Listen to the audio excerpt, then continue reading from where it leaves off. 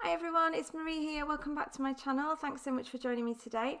I'm here for Mixed Media Frenzy, their monthly YouTube hop that they do.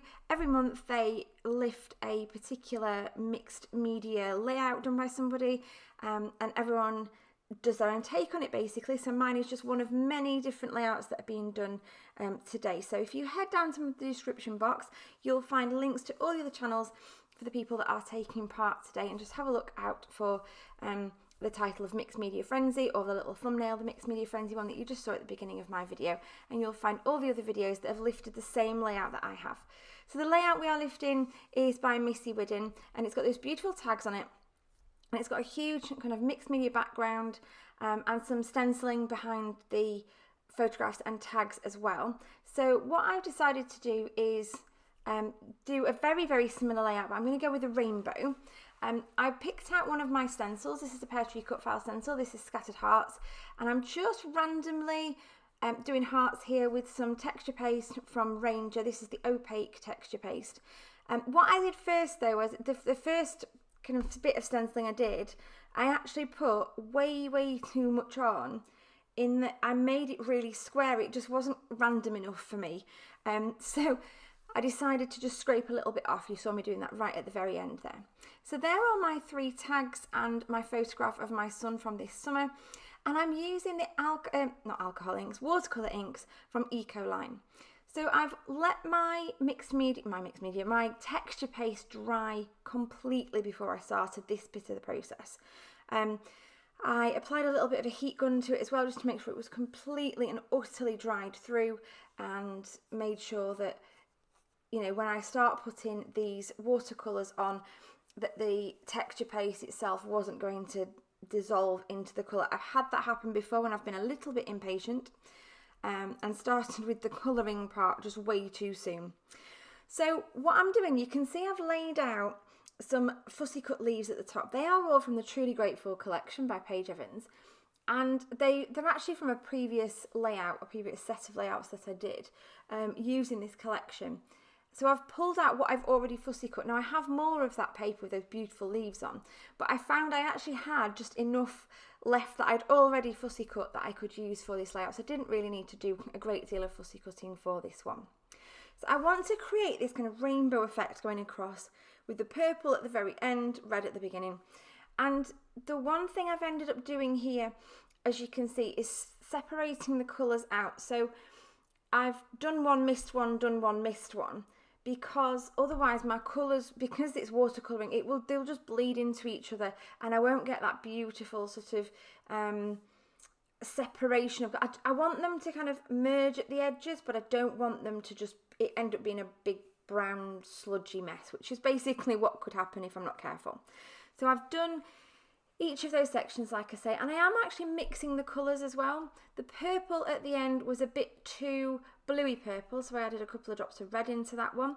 The yellow that I did was a bit too glary bright yellow, so I added just a couple of drops of orange into that, and then a few more drops of yellow. This green here that I'm doing, that I've just finished there, I've added extra yellow into that to give it a slightly different hue. Again, with this one, I'm adding yellow into the orange just to give those different hues. I do like drying the watercolour inks with my heat tool. I like the fact that when you use a heat tool, you get edges. And I know in watercolour you're not meant to have edges, are you, when you do like a big watercolour wash, but I actually want those kind of patterns and edges and lines of colour. So I really wanted to use the heat tool to make sure that that sort of happened. So popping over now to my blue. It's a lovely dark blue there. I think I end up, I do dry this one. I think there might be a little bit too much blue on there. I'm not sure if I soak a little bit of it up, because there's just a little bit too much on the page there. With the red as well, I took a little bit of the orange and painted over the red with the orange just to tone it down. It had quite a pinky hue to it, and I wanted it to be a more orangey hue. I'm trying to match in as best I can with those colours of the leaves at the top, because that's what's going to be my embellishments. And I'm not going to use a great deal of pattern paper on this layout at all, so I need to make sure that these colours match. Now these are quite bright, They're actually brighter almost in real life than they are on the screen right there. So the fussy cut leaves that I have are slightly, not duller, more muted colours, if you like. So what I intend to do now is back the tags here with vellum.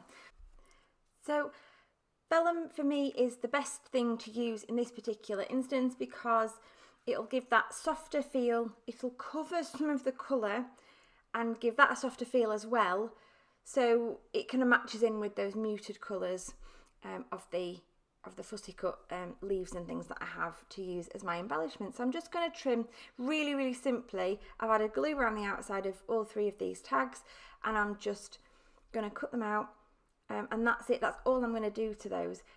The colour, the interest is already there on the page from that beautiful rainbow in the background. I did wonder about having a sheet of paper and maybe trimming off the edge and having a background, like a border around the outside, but I decided in the end I don't want to do that. I do decide though that I want one of these little suns, so I'm just going to fussy cut round all the little parts of that sun, and I'm going to add that into my yellow section. The layout feels very summery. I feel that Truly Grateful is an autumny type collection. It's got beautiful autumnally coloured leaves, but because I'm using the entire rainbow, I don't think that kind of matters on here. I'm just going to use it all together. So I've chosen a couple of patterned papers. I found a green and a blue that I'm going to use there just to map my photograph. I was going to have a third blue, but when I tried it, it was too dark, and I was going to have a full piece of the blue strip that I've used on the back of the photograph, but again I decided not to use the full sheet because then the blue was on top of the green, and I wanted to try and stick as close as I can to sort of tone on tone embellishments. I've just rolled my page. I am using the marshmallow cardstock, the one that's designed for taking mixed media, and I have covered it. You'll have seen at the very beginning of the video I covered it with a layer of gesso, clear gesso I don't use white anymore. I used to use white. I found it gave a tint to the page, sometimes ended up being quite like a creamy tint, which I didn't want because I like my whites to be white. So I'd already picked out that title, Rise and Shine. It just seemed to fit beautifully with this fun layout, this fun photograph of my son. We were at a country park and he was running in and out of the woods and playing around and shouting boo, and he was just full of energy. So that Rise and Shine title seemed to fit perfectly. I'm just tucking in lots of these fussy cut pieces and leaves and things that I've already, like I said, that I've already done. They were already in my little drawer of embellishments for this collection. I'd fussy cut loads and loads for a previous layout, and this is what I had left over. So I'm going for that tone on tone effect, trying to find all different shades and making, because there are so many different shades of colours of leaves, trying to make sure that they all fit perfectly with where I'm placing them. I don't want to end up with slightly different shades and mixed up and things. So I do play around with this quite a bit. Find a little toadstool there that fits nicely with the forest. I've tucked a little blue tree in down the right hand side of the photograph, and now just playing around with other bits and pieces. And I do go back in, you'll see me in a moment go back in and stick everything down. I've already added some foam to the back of the photograph. I have just to prop it up, to give it a little bit of dimension. I stuck it down with double-sided sticky tape, but I also added some glossy accents to it as an extra bit of adhesion. The problem I find with doing mixed media layouts, and it's not a problem, it's just something that you have to kind of compensate for, if you like, is that when you go to stick things down, they don't necessarily stick down as well as they would if it was just a flat piece of cardstock. So I always tend to go in with extra bits of adhesives to make sure everything really glues down. So on each of these leaves, what I'm doing is I'm using glossy accents, not my standard glue. Again, it's because it dries slightly quicker and it dries really firmly, so I know they're going to stay in place. So I'm putting glossy accents on like the stalk end of each leaf, and then I'm putting a little foam pad underneath the main part of the leaf, so I'm able to lift them up and give them a little bit of dimension. I'm also putting glossy accents on the back of each one of those little letters. So I've got thankful down that last tag, I've got golden on the photograph, and then I've also got this at the top, where in the red section on that first tag as well. So just making sure everything's sort of I like curling leaves up at the edges. It makes them feel slightly more alive, less paper-like, if you like. So yeah, just tucking them in and being careful to tuck the stalk of the leaves underneath a white part of the cut file tags so that they're kind of hidden, or making sure at least I stick something on top. So I've got a flower on top of where a couple of them are tucked in, an acorn on another one. So just making sure that there's not lots of random ends that you can see sort of sticking out, because that would look really messy. So just going along, putting extra bits of glossy accents in exactly where I need them, and just to make sure everything gets adhered down properly. I haven't taken everything off and then kind of put it back on again. I try when I'm doing my layouts to make sure that when I've kind of arranged everything on the page, I then leave it there and stick it in place if at all possible. Because I do find if you take everything off and then try and put it back, you never get it back in the same place, and it never looks quite the same. It really bugs me. So I do try and just lift up corners of things to stick them down. I'm nearing the end now of my layout. I'm just checking through, and I don't think there's anything else in here I want to include. I just want to move a couple of things. Try that little green tree in there, but decided it didn't work, and took it off and just added another little green leaf at the top instead. Pop the tiniest bit of journaling down at the bottom, which basically is just the where we were and the date. I'm going to do some white splatters all over the page now. I do like that white splattered effect. It just softens ever so slightly the colour of the colour in the background. I love that rainbow effect. I'm so pleased with how it's gone. I decided I do want to just add to my title and have golden memories rather than just having it saying golden. But having golden memories instead. So I've used a little tag there from Bramble Fox. And now I'm just adding in my final touch, which is a few little twiddles of thread. I don't wrap them around my finger, I can't do it.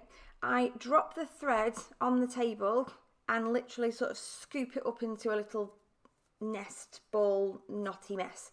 Because I cannot, if I wrap it around my fingers, I find I end up with it looking too organised and too proper, and that's not quite right. And I like it to look a little bit messier than that. So just a bit more glossy accent, stick all that down. And that is the end of my layout. Here are some close-ups of the finished thing. Thank you ever so much for joining me today. Do head on over to the Peartree Cutfiles website if you're interested in any of the products I've used. But also, please do head down into the description box below, like I said, and check out everybody else's videos. If you're not already a subscriber to my channel, I would love you to like this video and subscribe. Because I'm doing my best to get my subscriber numbers up. That would be absolutely awesome if you could do that. Thank you so much. I hope you've enjoyed this layout. I hope it's inspired you. I was certainly inspired by the beautiful original by Missy Hidden, and yeah, I'm really pleased with how this turned out. I do love a rainbow layout, and this has to be one of my favourites. Thanks for joining me today. Bye for now.